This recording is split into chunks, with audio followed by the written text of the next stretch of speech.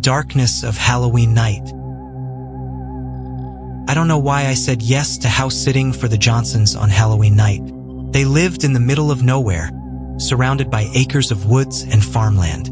The long driveway leading up to their house was a tunnel of overgrown trees that seemed to claw at you as you drove by.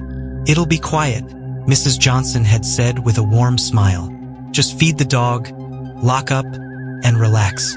We'll be back tomorrow morning." Quiet wasn't what I needed. I craved excitement, the buzz of the city, or at least the hum of distant trick-or-treaters. But money was money, and after weeks of failed job interviews, I couldn't say no.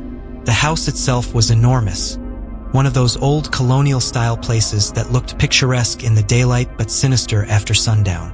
By the time I arrived, the sun was dipping below the horizon, and long shadows stretched across the yard. Inside, it was deathly silent except for the occasional groan of old wood settling. I locked the front door behind me, checked on their golden retriever, Max, and settled onto the couch with my laptop. For the first hour, everything was fine. I was scrolling mindlessly, half watching a cheesy horror movie on TV, when the first knock came. It was sharp, loud, and sudden, cutting through the quiet like a gunshot. I froze, my fingers hovering over the keyboard. Probably a trick-or-treater, I whispered to myself, but that didn't make sense. There were no other houses nearby, and no kids would wander this far off the beaten path. I got up hesitantly and walked to the door. Peeking through the peephole, I saw nothing but the empty front porch, dimly lit by the orange glow of the porch light. I opened the door cautiously. The cool autumn air rushed in, sending a shiver down my spine. No one was there. I shook it off, convincing myself it was just my imagination, and went back to the couch. Max had lifted his head but now seemed relaxed, his tail wagging lazily as he settled back down. The movie played on, but I couldn't focus. Every creak of the house made me jump. My eyes kept darting to the windows, half expecting to see a shadow pass by. And then it came again. Knock, knock, knock. This time it was at the back door. The house had a large sliding glass door that opened to a deck overlooking the woods. My heart pounded as I crept toward it, flashlight in hand. The curtains were drawn, and I hesitated before pulling them back. The backyard was empty. The flashlight beam swept across the deck, the railing, the edge of the woods. Nothing. But just as I was about to turn away, I saw it, barely visible in the beam of light. A single shoe, lying at the edge of the deck. My mind raced. Was someone out there? Had they been injured? My instincts screamed at me to lock the door and hide, but curiosity got the better of me. Grabbing the house phone, I stepped outside. The cold air bit at my skin as I moved toward the shoe, the flashlight shaking in my hand. It was an old, worn sneaker, covered in mud. There were no signs of footprints around it, no indication of where it had come from. Then I heard it, a faint rustling in the woods. "Hello," I called out, my voice trembling. "Is someone there?" The rustling stopped. I stood frozen, the flashlight beam fixed on the tree line. Every instinct told me to go back inside, but I couldn't move. Then, from somewhere deep in the woods, I heard a voice. "Help me." It was faint, almost a whisper, but it was unmistakably human. My stomach twisted. "Who's there?" I shouted. "Help me." The voice was louder now, closer. It sounded wrong, distorted as if it were being dragged through static. I turned and ran back inside, slamming the sliding door shut and locking it. My breathing was ragged, my hands shaking as I drew the curtains. Max was standing now, his ears pinned back, a low growl rumbling in his throat. He was staring at the back door, his fur bristling. "What is it, boy?" I whispered, but he didn't respond. His growl deepened, and his gaze never wavered. The next knock was louder. Bang, bang, bang. Came from the front door this time, as if someone was pounding with their fists. I screamed, grabbing my phone and dialing 911, but the call didn't go through. The signal was dead. The pounding continued, relentless, echoing through the house. "Leave me alone," I shouted, but it didn't stop. Max barked furiously, his teeth bared as he ran to the door. I followed, trembling, and peered through the peephole. A figure stood on the porch. It was tall, its face hidden by a hood. Its hand was raised, ready to knock again, but it paused, as if sensing I was watching. Then, slowly, it turned its head toward the peephole. I stumbled back, my heart hammering. I couldn't see its face clearly, but its eyes glowed red, piercing through the darkness. The pounding stopped. I backed away, clutching the flashlight like a weapon. Max's barking turned to whimpers as he retreated behind me. For a moment, the house was silent again. Then, the sound of footsteps echoed from upstairs. I hadn't gone upstairs all night. No one else was in the house. The footsteps were slow and deliberate, moving from one room to the next. I grabbed Max's collar and pulled him into the kitchen, locking the door behind us. My mind raced, trying to make sense of what was happening. The footsteps grew louder, descending the stairs. I held my breath, the flashlight clutched tightly in my hand. Max growled low, his eyes fixed on the door. Then the kitchen lights flickered and went out. In the darkness, I heard the creak of the kitchen door opening. I shone the flashlight toward it, but the beam flickered and died. "Who's there?" I whispered, my voice barely audible. No answer. A shadow moved in the corner of the room, too tall, too thin to be human. It seemed to stretch, its limbs elongating unnaturally as it crept closer. I backed into the corner, clutching Max, who whimpered and pressed against me. The shadow loomed over us, its glowing eyes burning into mine. "Why did you answer?" It hissed, its voice a guttural rasp. I couldn't speak, couldn't move. The last thing I remember was the feeling of cold, skeletal fingers wrapping around my wrist, pulling me into the darkness. I woke up hours later, alone in the backyard. The house was silent, the porch light flickering weakly. Max was gone. The only trace of him, or whatever had been in the house, was a single muddy sneaker lying in the grass. And scrawled across the back door, in deep, jagged scratches, were the words, "Next time, don't open the door." Alone on Halloween night. Halloween had always felt off to me. As a kid, I hated dressing up, hated the way masks hid faces, and hated the strange energy in the air. It was as if the holiday blurred the line between reality and nightmare. As an adult, I avoided it altogether. That year, I was alone in my rented house on the outskirts of town. A small, rundown place nestled between a patch of woods and a narrow, empty road. I wasn't in the mood to celebrate. No decorations, no candy, no answering the door. I told myself it would be a peaceful night. But peace was the last thing I got. Started around 8 p.m. The wind outside howled, shaking the shutters and rattling the old window panes. I was curled up on the couch, half watching a horror movie while scrolling through my phone. Then came the first knock. A slow, deliberate thud, thud, thud against the front door. I froze, my thumb hovering over the screen.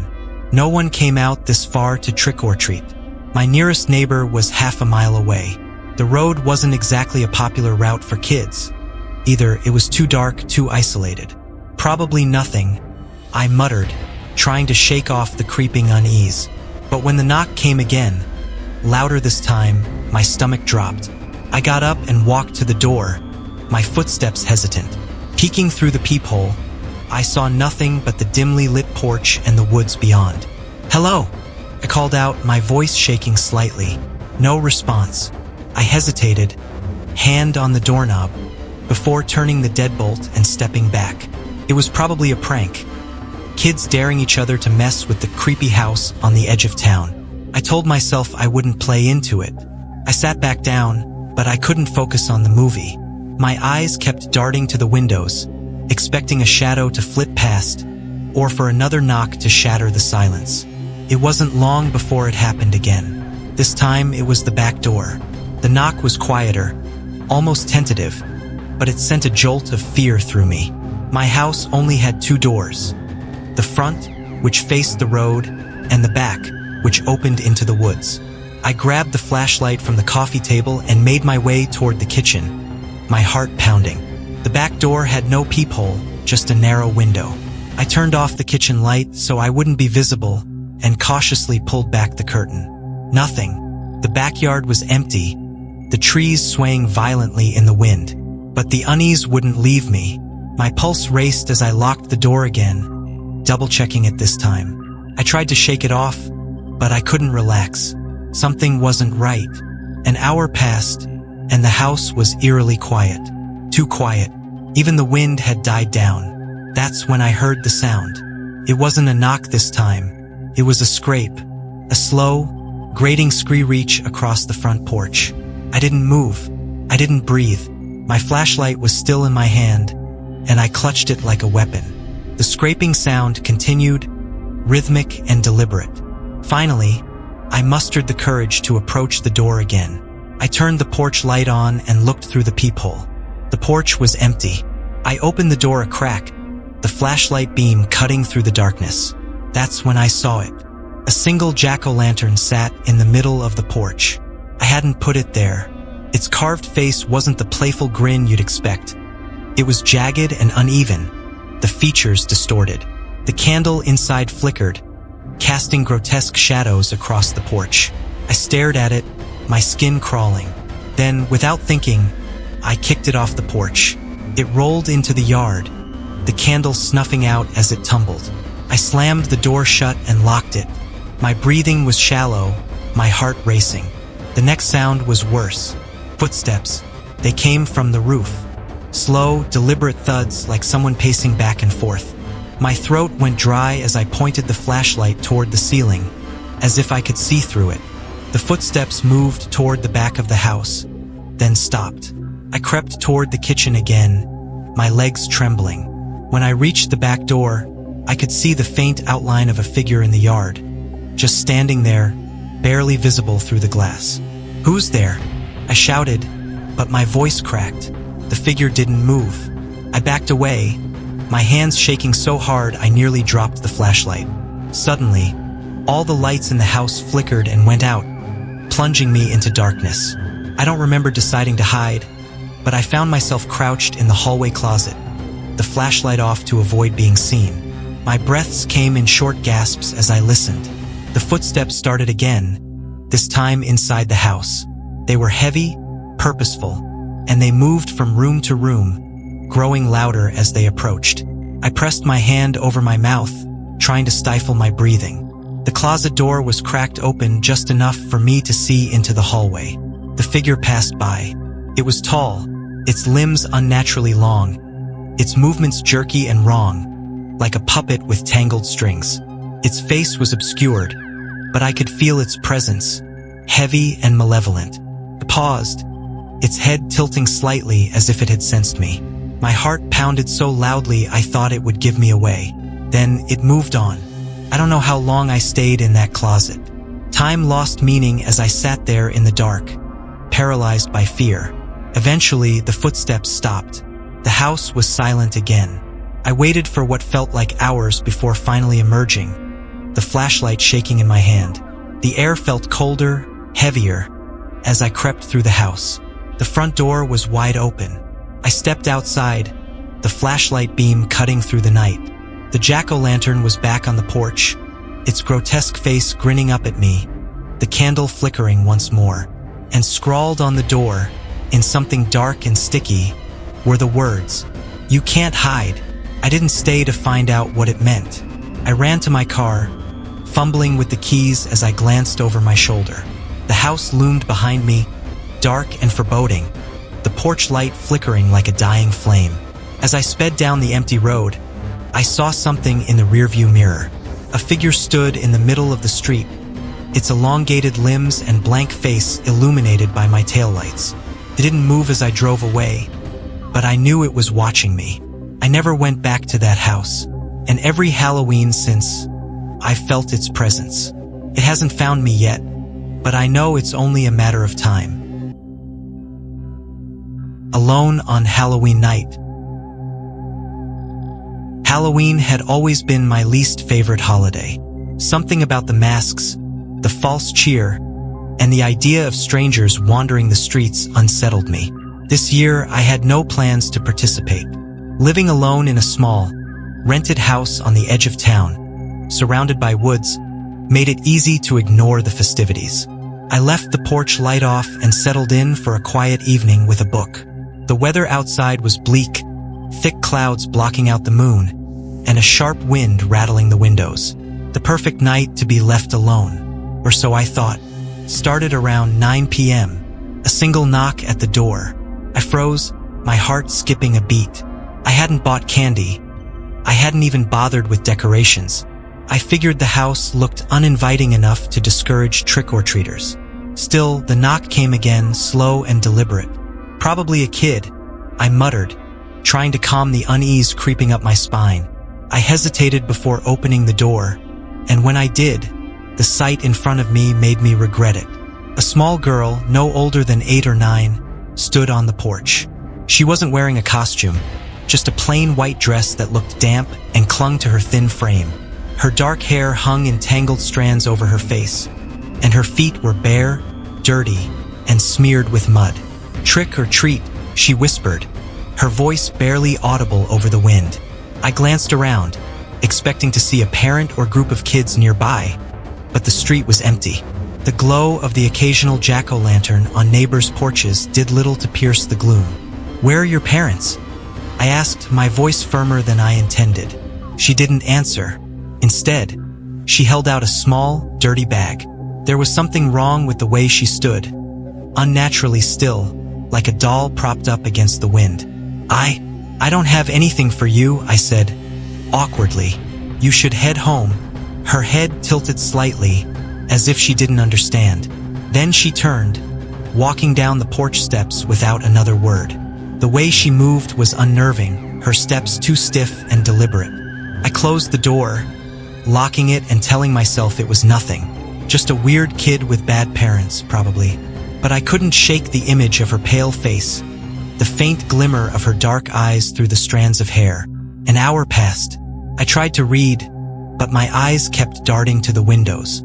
The wind outside had picked up, whistling through the cracks and making the trees sway violently. Then came another knock. This one was louder.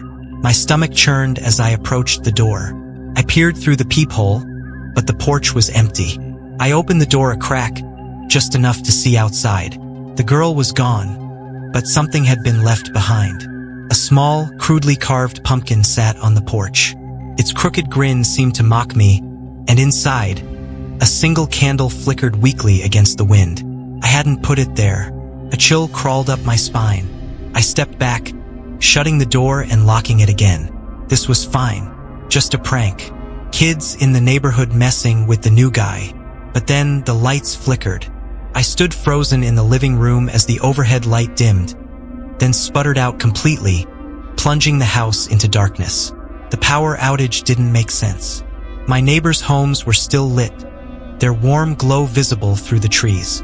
Only my house was dark. I fumbled for my phone and turned on the flashlight. The pale beam cut through the darkness, but it didn't make me feel any safer. That's when I heard it. A soft tapping noise, coming from the window behind me. I spun around, my heart racing, and shined the flashlight toward the sound. There was nothing there, just the reflection of the living room in the glass.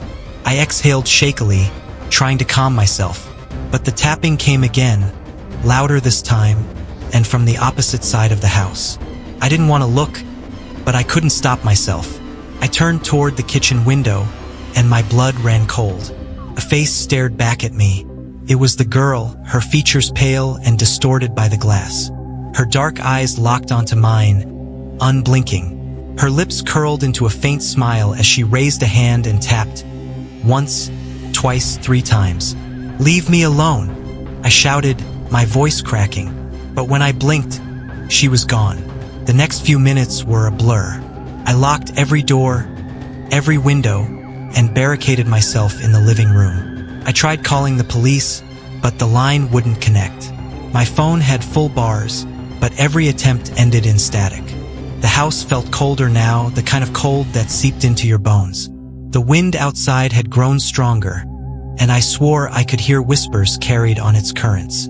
Then came the sound of footsteps upstairs. I froze, clutching my phone like a lifeline. There shouldn't have been anyone up there. I hadn't gone upstairs all night.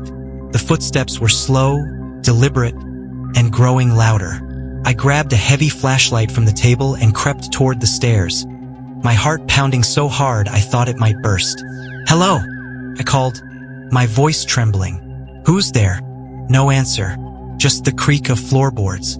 I climbed the stairs, my legs feeling like lead. The hallway was dark, but at the end, the door to my bedroom was ajar. A faint orange glow spilled out from inside, flickering like candlelight. I swallowed hard, gripping the flashlight like a weapon, and pushed the door open. The room was empty, but the carved pumpkin from the porch sat in the center of the floor. Its candle burned brightly, casting eerie shadows on the walls. And then I saw it. On the bed, written in what looked like smeared dirt or ash, were the words, "Trick or treat." I bolted out of the room, my mind racing. I didn't care about being brave anymore. I just wanted to get out. But as I reached the top of the stairs, I saw her. The girl stood at the bottom, staring up at me with those dark, empty eyes. She didn't move, didn't blink, just smiled that crooked smile. I took a step back, and she began to climb the stairs, her movements slow and jerky, like a marionette being pulled by invisible strings. "No!" I screamed, retreating down the hall. "Stay away from me!" She didn't stop. I ducked into the bathroom, slamming the door and locking it. My hands shook as I held the doorknob, bracing myself against the wood. For a moment there was silence, and then a single knock. I backed away, my breathing ragged, as the knocking grew louder, more frantic. The door shook in its frame, and I screamed as the wood splintered, her pale hand reaching through the crack. The next thing I remember is waking up. I was lying on the living room floor, the morning sun streaming through the windows. The house was silent, and everything looked normal. But the pumpkin was gone, and on the wall, scratched into the paint, was a single word, "Treat." I left the house that day and never went back. Even now, years later, I can't look at a jack-o'-lantern without hearing the sound of her knocking. A Halloween night gone wrong. Halloween had always been my favorite time of the year. As a kid, I loved the costumes, the candy, and the thrill of sneaking through the shadows on a cool October night. Even as an adult, I kept the tradition alive, decorating my house, handing out candy, and indulging in old horror movies. But this year was different. I had moved to a new town, a quiet place surrounded by dense woods. It was my first Halloween in the new house, and I was determined to make the most of it, even if I was spending the night alone. The day had passed uneventfully. I carved a pumpkin, lit a candle inside, and set it on the porch. A bowl of candy sat by the door, ready for the rare trick-or-treater. But as the evening dragged on, not a single child came by. The wind howled through the trees, and the sky was thick with clouds, smothering the moonlight. I tried to shake off the uneasy feeling creeping over me and settled on the couch with a blanket and a classic horror movie. It was around 10 p.m. when I heard the knock. Not the cheerful knock of a child eager for candy, but a slow, deliberate rapping that sent a shiver down my spine. I muted the TV and stared at the door. The porch light flickered, casting strange shadows on the curtains. I hesitated. Probably just a late trick-or-treater, I told myself, though the words felt hollow. Gathering my courage, I grabbed the candy bowl and opened the door. No one was there. The candle in the pumpkin had gone out, leaving the porch in darkness. The wind tugged at my hair, carrying with it the faintest sound of whispering. I scanned the yard, but it was empty. The street beyond was deserted, the houses dark and silent. I stepped outside, the floorboards creaking beneath me. "Hello," I called into the night. No answer, only the rustling of leaves and the distant hoot of an owl. I shrugged it off and went back inside, locking the door behind me. It was probably just a prank, kids being kids. But as I sat back down, I couldn't shake the feeling that I was being watched. The second knock came an hour later. This time it was louder, more insistent. My heart pounded as I approached the door. "Who's there?" I called, my voice trembling. No response. I peeked through the peephole, but all I saw was darkness. The porch light was off again, though I was certain I'd left it on. My hand hovered over the doorknob. Every instinct told me not to open it, but curiosity won out. I opened the door. Again, no one was there, but this time something was different. A small envelope lay on the doormat, the paper yellowed and damp. I picked it up and turned it over. My name was scrawled across the front in spidery handwriting. The ink looked fresh, smudged in places as if written in haste. My stomach churned. Who would leave this here? And how did they know my name? I tore open the envelope. Inside was a single scrap of paper with 4 words written in the same jagged script. "Don't look behind you." A chill ran down my spine. My breath hitched, and I froze, unable to move. The room felt impossibly quiet, as if the house itself were holding its breath. Slowly, I turned my head. Nothing, just the darkened hallway leading to the kitchen. I laughed nervously, trying to convince myself it was just a joke. Someone was messing with me. I set the note on the coffee table and decided to call it a night. Halloween or not, I wasn't in the mood for games. I was halfway up the stairs when the knocking started again. This time, it wasn't the door. It was coming from the back of the house. My blood turned to ice. The back door led to the woods, where the nearest neighbor was half a mile away. No one should have been there. I crept down the hallway, my heart hammering in my chest, and peeked through the kitchen window. The backyard was empty, the trees swaying in the wind. The knocking stopped. I waited a moment, my breath fogging up the glass. Then, as I turned away, I saw it. A figure standing at the edge of the tree line, barely visible in the shadows. They were motionless, their face obscured by the darkness. My chest tightened. I couldn't tell if they were looking at me, but I could feel their gaze. I stumbled back, fumbling for my phone. My hands trembled as I dialed 911. The call wouldn't go through. The signal was dead. "Damn it," I whispered, my voice cracking. The figure didn't move. They just stood there, a silent silhouette against the trees. I grabbed a knife from the counter and backed into the living room, my eyes darting between the windows. The house felt suddenly vast, every shadow a potential hiding place. Hours passed, or maybe it was minutes. Time had lost all meaning. I sat curled on the couch, clutching the knife, my ears straining for any sound. The figure hadn't approached, but I couldn't shake the feeling that they were still watching me. Just as I began to think it might be over, the knocking returned. This time, it came from every direction, the windows, the walls, the ceiling. It was relentless, deafening, as if the house itself were under attack. "Stop!" I screamed, covering my ears. "Just stop!" The knocking ceased. Silence fell over the house, heavy and oppressive. My chest heaved as I struggled to catch my breath. Then I heard it. A creak, slow and deliberate, coming from upstairs. I wasn't alone. I gripped the knife tighter and crept toward the staircase.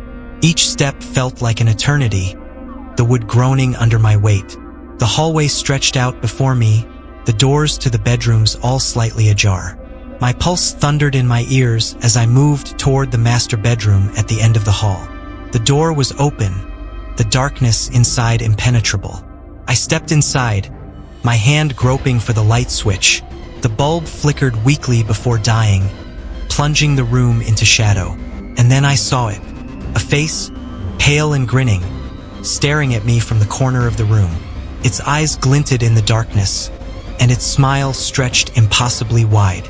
My scream caught in my throat as the figure lunged forward, its movements jerky and unnatural.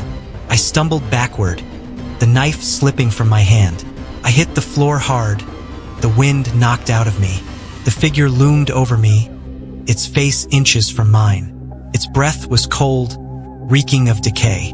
"You shouldn't have opened the door," it whispered, its voice rasping like dry leaves. I don't remember what happened next. Maybe I passed out or maybe I ran. All I know is that when I woke up, the sun was rising and the house was empty. The note was gone. So was the knife. But the back door was wide open, and in the distance, deep in the woods, I could hear faint laughter.